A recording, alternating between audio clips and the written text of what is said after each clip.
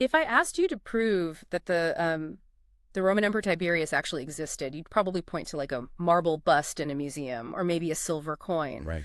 But what if I told you that the itinerant Judean preacher who was executed under his rule actually has vastly more textual evidence confirming his existence than the emperor himself? Yeah, that ratio usually surprises people. Oh, absolutely. We tend to assume that imperial figures have these ironclad historical footprints, while grassroots religious figures just sort of vanish into the fog of mythology. Right, like they're just legends. Exactly. But the ancient record tells a very different story. Okay, let's unpack this. Because today's deep dive is entirely focused on navigating that specific historical landscape.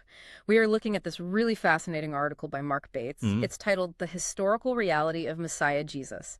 But here is the critical twist for our mission today. Okay. We are looking strictly at the extra-biblical secular historical data. Right, the outside sources. Right. We want to see exactly how historians use Roman and Jewish records to establish the physical existence of Jesus of Nazareth, completely separate from any theological claims. Yeah, and setting the framework for this is really vital.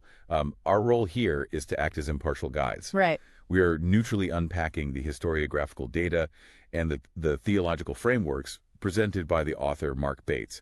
So we aren't here to endorse a specific religious position or, take a side in a theological debate. Right, right. We are simply following the source material to see how these ancient texts are analyzed by modern historians. And the author uses a very specific methodology for this called critical realism, which sounds kind of intense. I mean, Yeah. But how does that actually work in practice when you're staring at a 2,000-year-old manuscript?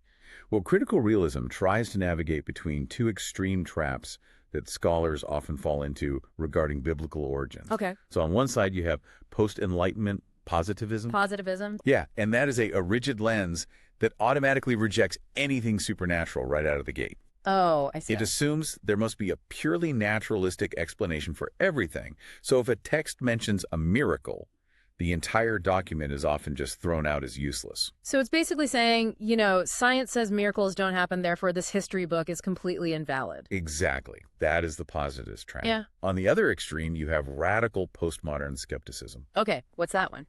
This assumes all ancient texts are just subjective ideological fabrications designed to hold on to power. Oh, right. Meaning we can't objectively know anything for sure. So critical realism respects the integrity of the historical data we have, but it also recognizes the limits of what history can actually prove. Right.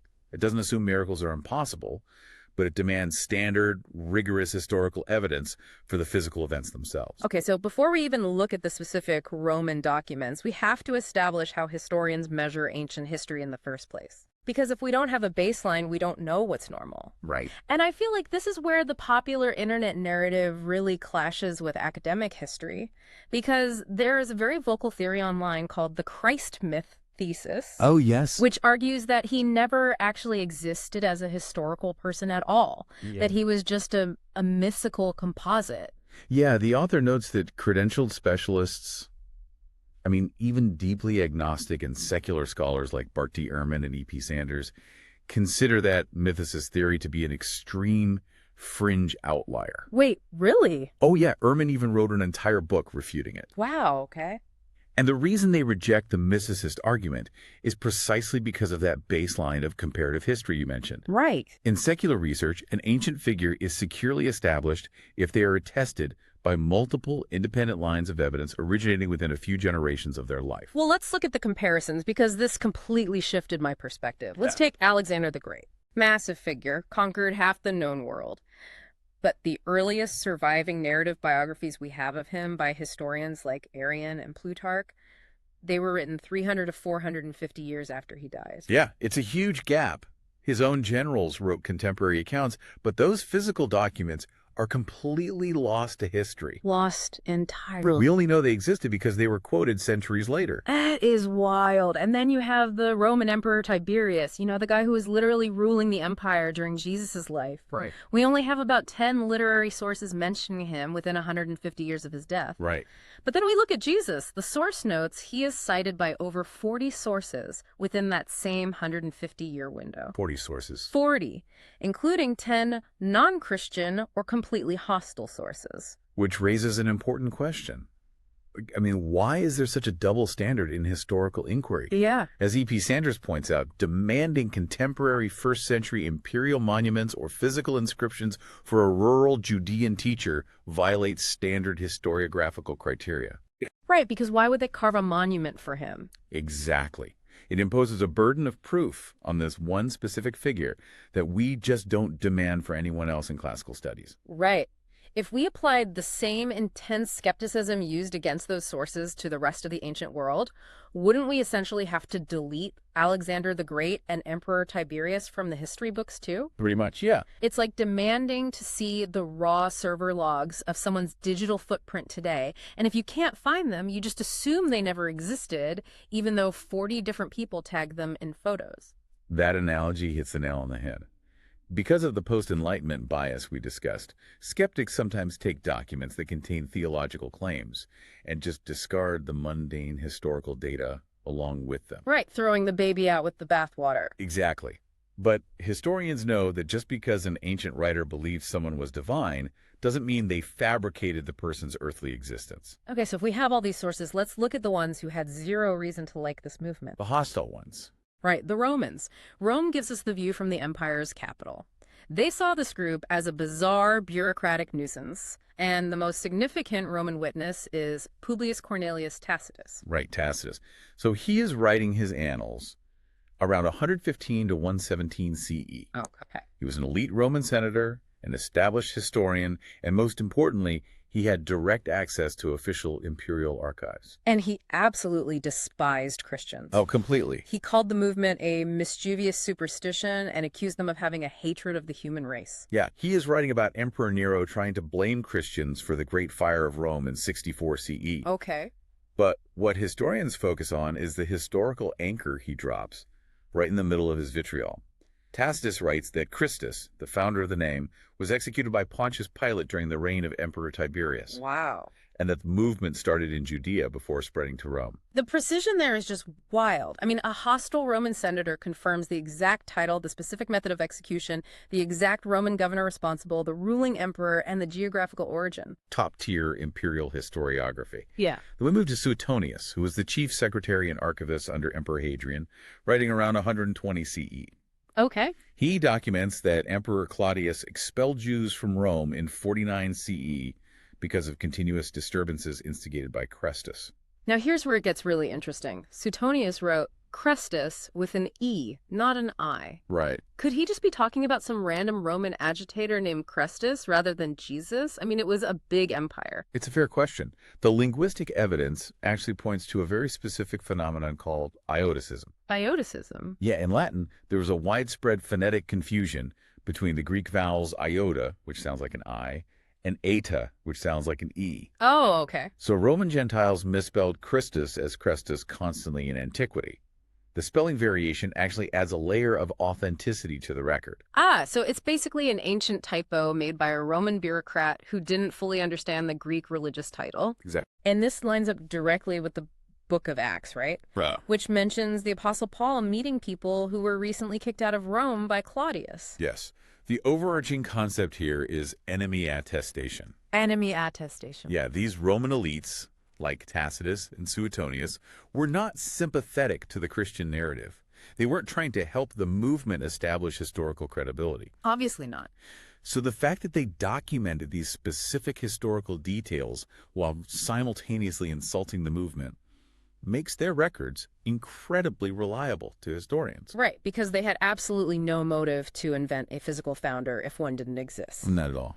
And we see that same administrative perspective with Pliny the Younger. Yes. Pliny. He was a Roman governor writing to Emperor Trajan around 112 CE. And he was basically asking the emperor for legal advice on how to properly interrogate and execute Christians in his province. Yeah, Pliny's letters give us a window into the actual practices of the movement from a hostile perspective. Okay. He notes, they met before dawn on a fixed day, which scholars correspond to Sunday. They took oaths not to commit fraud, theft, or adultery, and they sang hymns to Christ as to a god. As to a god. Right, the specific Latin phrasing he uses is quasi deo. So within a couple of generations, you have a Roman governor putting on official state record that this group is rendering divine worship to someone who was executed as a state criminal just a few decades prior. Yeah, the speed of that transition from a crucified criminal to an object of divine worship is something secular historians find deeply perplexing.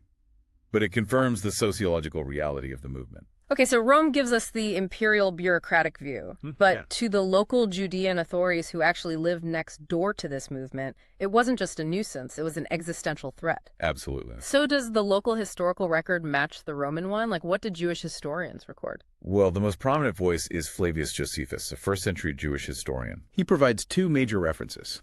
The first one, in 62 CE, is a passing mention of the illegal execution of a man named James. Right. And Josephus identifies him objectively as the brother of Jesus who was called the Christ. That feels like a very neutral way to identify someone. It is, and scholars universally accept it as authentic precisely because Josephus isn't making a theological confession. Right.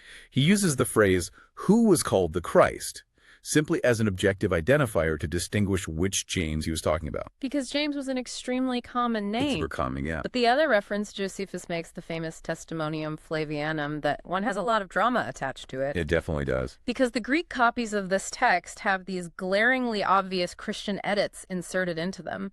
Things like, he was the Messiah, and on the third day he appeared to them restored to life. Yeah. Honestly, how can modern historians possibly know what Josephus originally wrote versus what some overzealous scribe added 300 years later? It just sounds like guesswork. For a long time, the scholarly community was really divided on this. Some assumed the entire passage was a later Christian forgery because those insertions were so blatant. Yeah, it's like finding a Wikipedia page for a historical figure, where a superfan clearly went in and added a bunch of glowing adjectives. Right, exactly. The edits don't necessarily mean the person didn't exist. You just have to look at the edit history to find the original neutral biography underneath. But in this case, the edits were made on ancient parchment, not a digital server. That was the challenge, until a massive breakthrough happened. Oh. In 1972, a scholar named Shlomo Pines discovered a 10th century Arabic manuscript of Josephus, which was preserved by a bishop named Agapius. Okay. And this Arabic version completely lacks all the glowing Christian additions found in the Greek copies. Wait, they actually found an ancient version without the edits. They did. Wow. The Arabic manuscript just neutrally says there was a wise man named Jesus, his conduct was good, Pilate condemned him to be crucified, and his disciples reported that he appeared to them 3 days later. It proved that a neutral, authentic core existed in antiquity before Greek scribes started tampering with it. That is amazing. Yeah, when you remove the obvious Christian praise, the remaining text flows perfectly in Josephus's normal vocabulary. Right. He calls Jesus a wise man and says he performed surprising deeds. Surprising deeds. That's fascinating because the source also dives into the Babylonian Talmud. Right. Specifically a passage called B. Sanhedrin 43a, and it is not friendly at all. Not at all. It's a hostile rabbinic tradition that says Yeshu was hanged on the eve of Passover for practicing sorcery and leading Israel astray. But honestly, sorcery. Yeah. That sounds like they're just throwing wild insults. Does an accusation of magic even count as history? What's fascinating here is that the accusation of sorcery is perhaps the strongest piece of evidence we have. Really? Yes. This is the ultimate example of enemy attestation. Rather than denying Jesus existed or denying that he did extraordinary things, these hostile religious leaders accidentally confirmed his widespread reputation as a miracle worker. Because you don't accuse a perfectly normal guy who just gives nice speeches of being a sorcerer. Exactly. You only accuse someone of magic if they are doing things that people can't explain. The religious authorities were trying to rebrand his miracles as illegal magic to discredit him. Right, right. But by doing so, they validate the historical fact that he was publicly known for doing things that defied natural explanation. Furthermore, they confirm the exact timing of his execution, the eve of Passover. So we have this incredibly solid secular historical floor. Romans, Jewish historians, hostile religious polemics, they all converge on the same space-time facts. But this deep dive is based on Marc Bates' article, and he connects all these raw facts to the theological worldview of early Christians. Right. So before we get into the massive theology, what is the earliest Christian claim about all this? Because it wasn't centuries later. The source talks about the 1 Corinthians 15 creed. The 1 Corinthians 15 Creed is arguably the most important piece of evidence in New Testament scholarship. Yep. In this letter, the Apostle Paul recites a creed outlining the death, burial, and resurrection appearances of Jesus. Right. Critical scholars agree that this specific oral tradition dates to within 1 to 3 years, maybe even months of the crucifixion. 1 to 3 years. That completely destroys the idea that this was some legend that evolved over hundreds of years through a game of telephone. It does. Paul uses formal rabbinic terminology. He says, I delivered to you what I also received. Okay, so that means something specific. It indicates a highly structured, memorized oral tradition designed for accurate transmission. He also invites falsifiable empirical investigation. Like he's saying, check my sources. Exactly. He lists living eyewitnesses and essentially says, if you don't believe me, go ask them. They're still alive. Okay, so what does this all mean? If the ultimate goal of the movement was spiritual redemption, why does the author insist that the gritty physical history, the Roman spears, the exact date, the physical appearances, why is that so vital? Couldn't the whole thing just be a really powerful moral myth that teaches us how to be good people? If we connect this to the bigger picture, Bates argues that if the history isn't real, the theology completely collapses. Okay. He leans heavily on Old Testament scholar Walter C. Kaiser Jr.'s promise plan theology. A promise plan. Yes. This is the framework of a single, continuous redemptive plan running from the opening chapters of Genesis through the historical covenants made with Abraham and David, all the way to the New Covenant. The author says that without the physical history, the theology devolves into a disembodied Gnostic myth. I need an ELI 5 on that. Explain it like I'm 5. What is a disembodied Gnostic myth? Okay, so Gnosticism was an ancient movement that believed the physical material world was inherently evil or flawed, and only the spiritual realm mattered. Oh, I see. If Jesus didn't physically exist, physically bleed, and physically rise, then Christianity becomes a Gnostic ghost story. Like it just becomes a metaphor. Right. It becomes a religion about escaping the physical world rather than redeeming it. Yeah. The biblical narrative demands a space-time realization because God's original promises to Abraham and David were physical promises made in real history. That makes a lot of sense.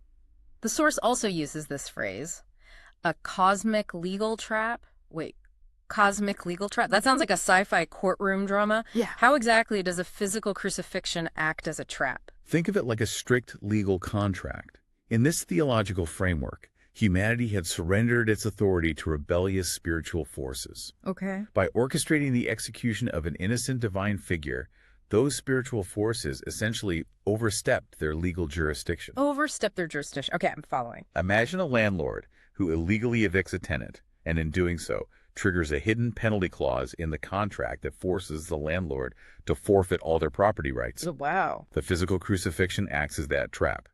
By subjecting himself to the physical curse of death, the Messiah disarms those territorial spirits and legally reclaims the nations. That is a fascinating way to frame it. The source also uses this massive word, non-supersessionist. What does that mean for the original promises made to ethnic Israel? Supersessionism is the idea that the church completely replaced or superseded ethnic Israel in God's plan. Okay. Bates argues the promise plan is non-supersessionist. It doesn't replace the original promises. Yep. It fulfills them. So it's not a replacement. Right. Yeah. Using the contract analogy again, supersessionism is tearing up the old contract and writing a new one. Okay. Non-supersessionism is executing the final, culminating clause of the original contract. Oh, that makes so much sense. The physical reality of Jesus is the anchor that guarantees God keeps his historical promises to Israel, rather than just, changing his mind. Right. Because if the secular history isn't there, the covenants are voided. Exactly. The physical reality is the proof of the theological claim. So if I'm looking at this whole picture, we aren't just relying on fans of the movement who might be biased. Yeah. We are building a historical floor out of hostile Roman bureaucrats who hated them, heavily scrutinized Jewish texts where we can track the edit history, and religious enemies who tried to rebrand his miracles as sorcery. Right. That is an incredibly solid foundation. The convergence of those hostile and neutral sources is exactly what historians look for. Yeah. But to leave you with a final thought to mull over, I want to bring up one last detail from the source. Okay, let's hear it. It's a letter from a Stoic prisoner named Mara Bar Serapion, written around 73 CE. He was a pagan, right? Not a Christian at all. A pagan philosopher sitting in a Roman prison. And in his letter, he compares Jesus, whom he calls the wise king of the Jews, to Socrates and Pythagoras. Oh, wow. He views Jesus strictly as a wise moral philosopher whose kingdom lived on solely through the ethical teachings he left behind, entirely missing the claims of resurrection or divinity that the early Christians were actually dying for. He looked at the exact same historical figure, the exact same timeline, and just saw another Socrates. Exactly. Which leaves us with this provocative question. Yeah. If ancient pagans like Mara Bar Serapion viewed Jesus primarily as a mortal philosopher, filtering his life through their own Greek philosophical categories, how much of our modern understanding of any historical figure is unknowingly shaped by the personal cultural lens of whoever happens to be holding the pen? Right. Are we seeing the raw history, or are we just seeing the reflection of the historian? Man, you start looking for a Roman point to prove a point, and you end up realizing you have to check your own glasses first. Exactly. That is something to chew on. Thanks for diving deep with us today.